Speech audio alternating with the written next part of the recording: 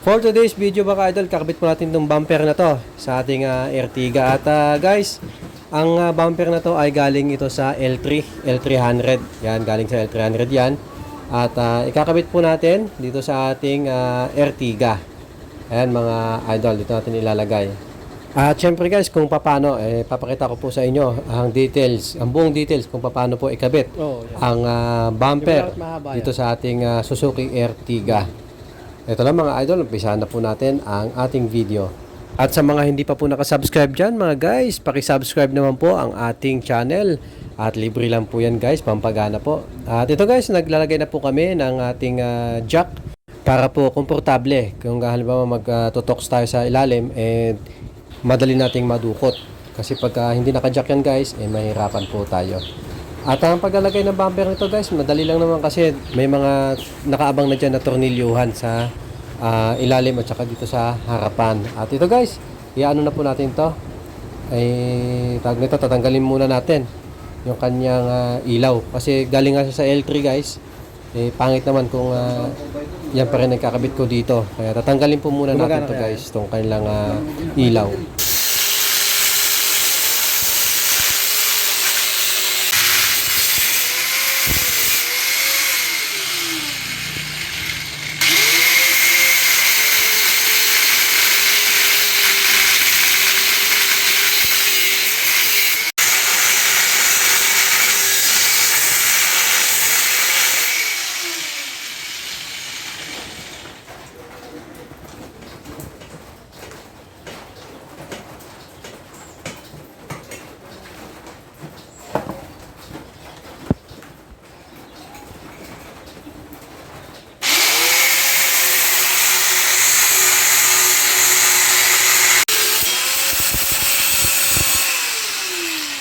Sinaunang 304. Yan.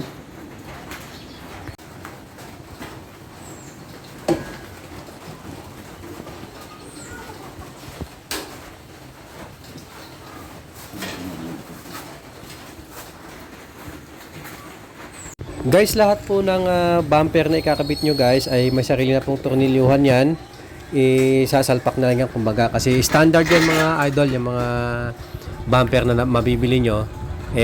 Standard po yung kabitan yan. Ngayon, ang tanong dyan kung paano ikakabit to sa halimbawa sa mga sasakyan. So, yung video natin ngayon mga idol, papakita ko sa inyo kung paano ikakabit to sa ating Ertiga. So, napakadali lang to guys kasi gagawa na lang kayo dyan ng parang extension niya, parang may salpak sa ating sasakyan. Kasi may mga nakaabang naman na yan na tornilyuhan. Ngayon, ang tanong dyan kung paano isasalpak mga guys. Bet. So ito, at huwag natin patagalin pa guys. Kaya mga daw na ano? Po yan. Bet. Pairam daw na ano? Yabe. Pang tanggal-tanggal lang na. Malit lang. So, this by this. Yung pagdalang gamit ko. Di ha? Saksak mo lang yung mic doon eh. Pero ako doon pa rin ako sa ganyan. Oo Ibang ikot ano yan eh. Parang Timplado to eh. simula nung mauso na yung wifi, so wifi na kukuha. Bluetooth speaker. Ayan guys, tinanggal muna natin itong ating plate number para hindi nakakaabala sa paggalaw niya mga idol. Ito guys, ang tutukan nyo guys gagawa na po siya ng bracket para sa ano to guys, ito yung magdudugtong mula sa sasakyan papunta sa bumper. So ito yung tutukan nyo guys kung paano gumawa ng bracket.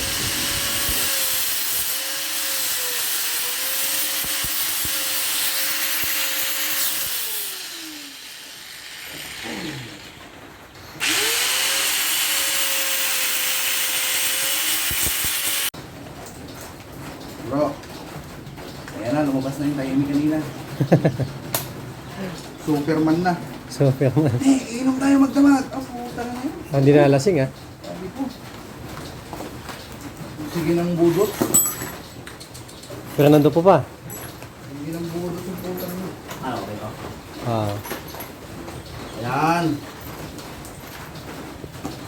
Set up na.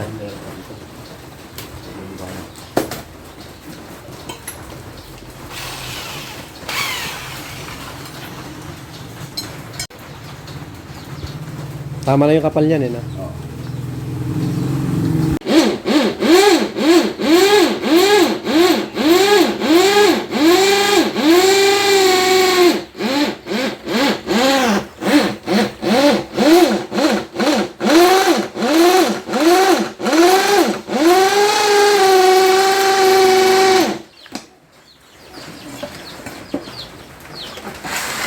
Guys, ang binubutas niya dyan yung paglalagyan ng tornilyo.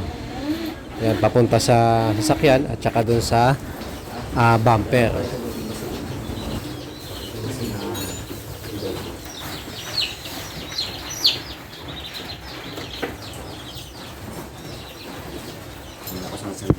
Eto guys, yung sinasabi ko sa inyo na abang sa tornilyuhan. Lahat po ng sasakyan guys, meron na po yung abang na tornilyuhan. Ayan. Kumbaga isasalpak nyo na lang.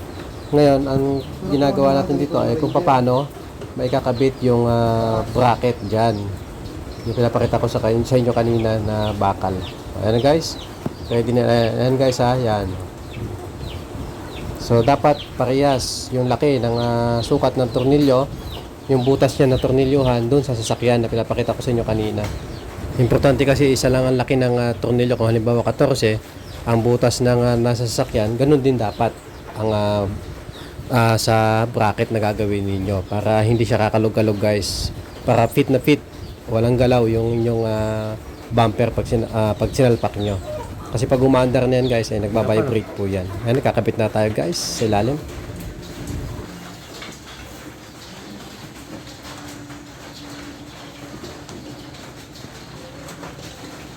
Kami letter S mo na. Buti marunong ka dyan ha. Walang binder.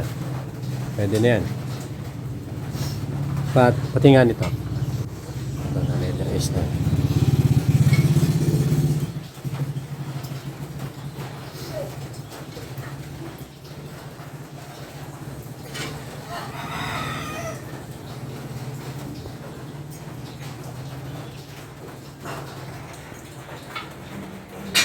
Ayan po mga idol, naisalpak na po yung sa ilalim. Papakita ko sa inyo kung paano tinornilyo yan. Ayan yung bracket na yan guys. Nakatornilyo po yan dito sa ilalim guys. Ayan. So may mga tornilyuhan dyan na nakaabang. So, ilalagay lang po yan guys. Ayan yung bracket na yan. Tapos syempre, mayroong sukat yan. Kung anong sukat yan, yung magkakapit na po nakakaalam. So yan lang guys ang technique dyan. Yeah.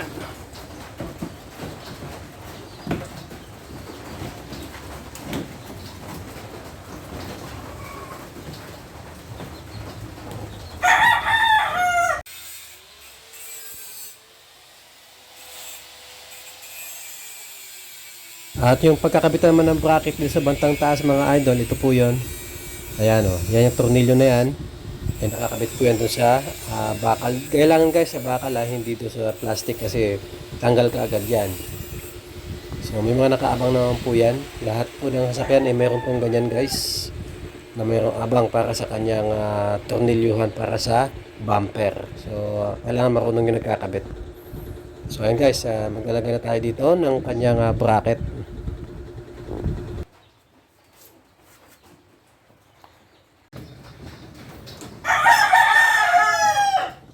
Ano? Bakalan no?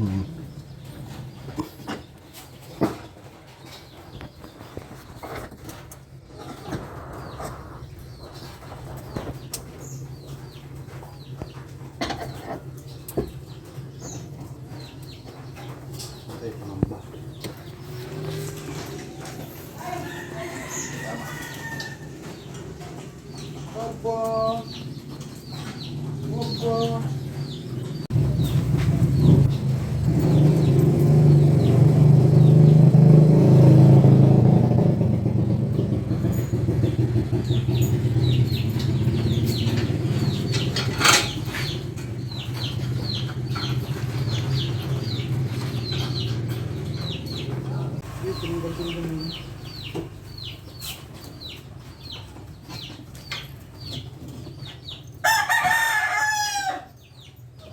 Hindi masyadong ano. Layo. Hindi rin ka pwedeng malapit. Hindi rin. Okay.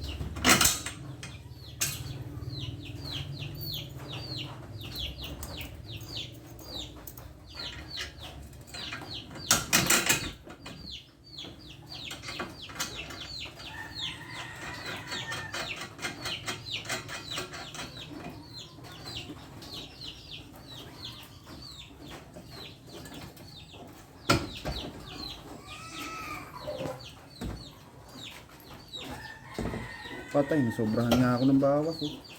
Sobrang maikli. Sobrang maikli.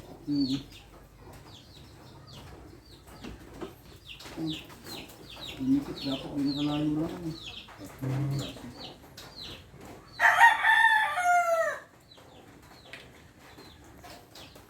Yung isa sakto.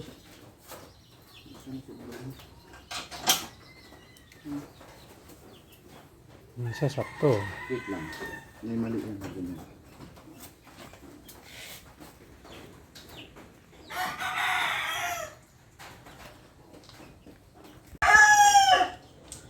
Ay puta, naiwan yung ano. Nakita ko. Yung ganito.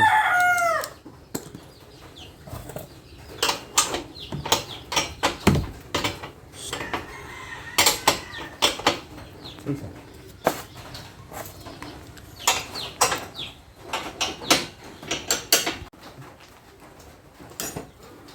Baba na lang, tigas pa rin. Ay, tigas ako. Ay, yung ano ni tatay. Okay.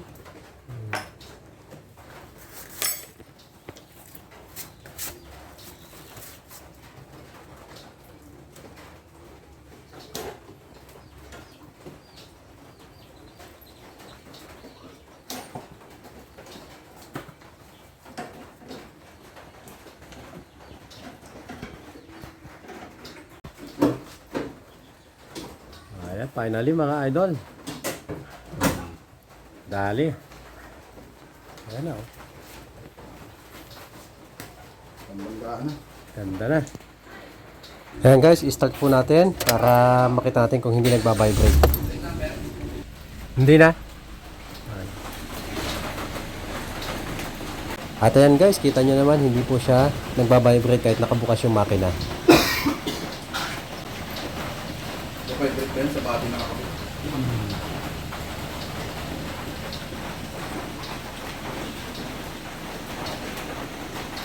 Ayos. Thank you so much for watching guys. Kung nagustuhan nyo po ang ating video ngayon, sana po ay huwag nyo po kalimutang i-subscribe ang ating channel. Thank you so much po. Salamat guys. Thank you.